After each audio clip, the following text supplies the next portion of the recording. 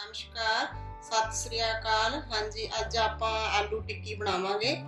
आलू टिक्की बनाने का तरीका जो तुहानू मेरा बनाने का पसंद आवे, लाइक शेयर सबसक्राइब जरूर करना जी। वीडियो नू अंत तक जरूर देखना। हाँ जी, हुण आपां नू जिहड़ियां जिहड़ियां चीज़ां दी लोड़ आ, पहलां तां आपां नू उबले होए आलू चाहीदे ने, ते नमक चाहीदा, हरा धनिया कट्टिया होया, अदरक ਇਹਨੂੰ ਤੁਸੀਂ ਕੱਦੂਕਸ ਕਰ ਲੈਣਾ, ਚਾਹੇ ਬਰੀਕ ਕੱਟ ਲਓ, ਤੇ ਹਰੀ ਮਿਰਚ ਦਾ ਪੇਸਟ, ਅਰਾਰੋਟ ਲਿੱਤਾ 2-3 ਚਮਚੇ। ਬਸ ਇਹ ਵਾਲੀਆਂ ਚੀਜ਼ਾਂ ਦੀ ਜ਼ਰੂਰਤ ਆਪਾਂ ਨੂੰ। ਇੱਕ ਆਪਾਂ ਨੇ ਬਾਉਲ ਲੈ ਲੈਣਾ, ਬਾਉਲ ਲੈ ਕੇ ਇਹਨੂੰ ਕੱਦੂਕਸ ਕਰ ਲੈਣਾ ਆਲੂਆਂ ਨੂੰ।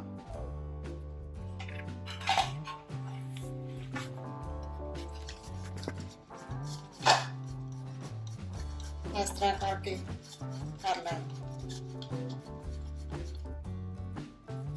इस तरह के हो जाएंगे अपने आलू। इस तरह करके आप सारे कर लेने, सारे मैश कर ले। तो ये आप हरी मिर्च पा देनी है, ये तुसी लोड़ मुताबिक पा सकते हो जिन्नी क पानी है। ये थोड़ा जिहा नमक पा देना, अदरक पा देना,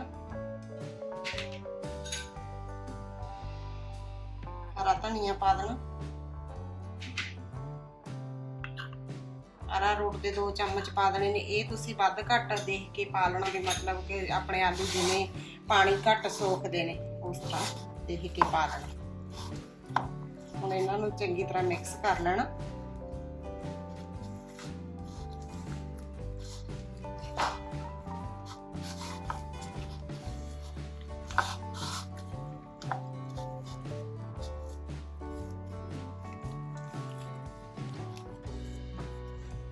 अरारोट थोड़ा जिहा होर पा लिए।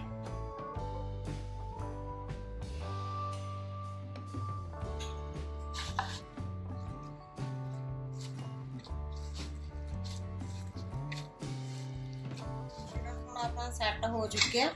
हुण थोड़े छोटे छोटे गोले लैके,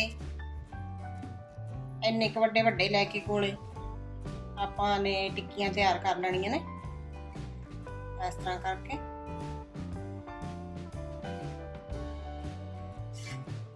एवें दी कर ली टिक्की तैयार। एवें दियां कर लेनियां सारे गोले इह जे तैयार करके।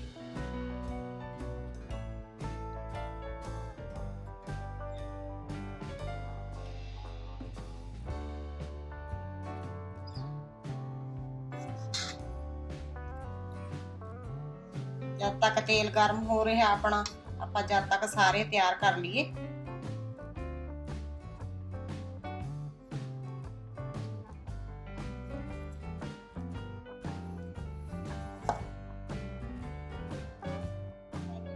अपनियां बन के तैयार ने जी, पेड़ियां दी बनाईयां ने मतलब के। ते हुण आपां इन्हां नूं एक एक करके तेल दे विच छड्डांगे। तेल अपना गर्म हो चुकिया, हौली हौली करके तेल दे विच पाई जाने। मीडियम फ्लेम ते ही रखना सेक।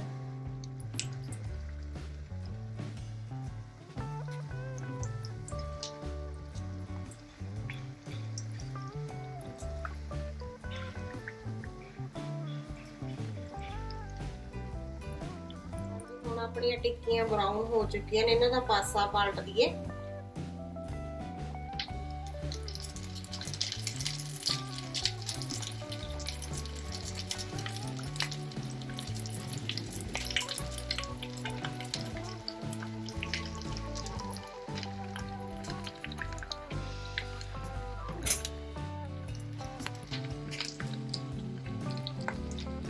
अपनी टिक्कियां ब्राउन हो चुकी ने, इन्हां नूं आपां कट लीए।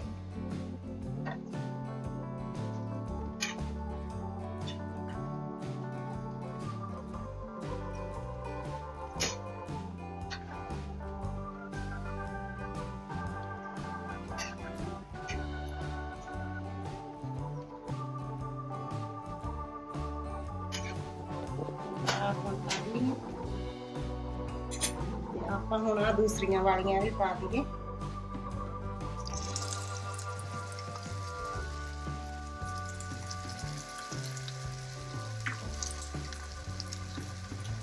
ये स्माइली ने बच्चे बहुत पसंद करते हैं।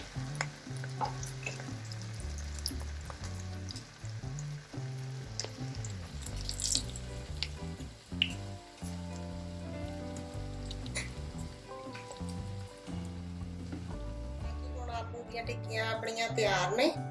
ਤੁਸੀਂ ਵੀ ਇਸ ਤਰ੍ਹਾਂ ਘਰੇ ਆਪਣੇ ਬਣਾ ਕੇ ਦੇਖਣਾ, ਟਰਾਈ ਮਾਰ ਕੇ ਦੇਖਿਓ ਵੀ ਕਿਹੋ ਜਿਹੀਆਂ ਬਣਦੀਆਂ ਨੇ। Thank you.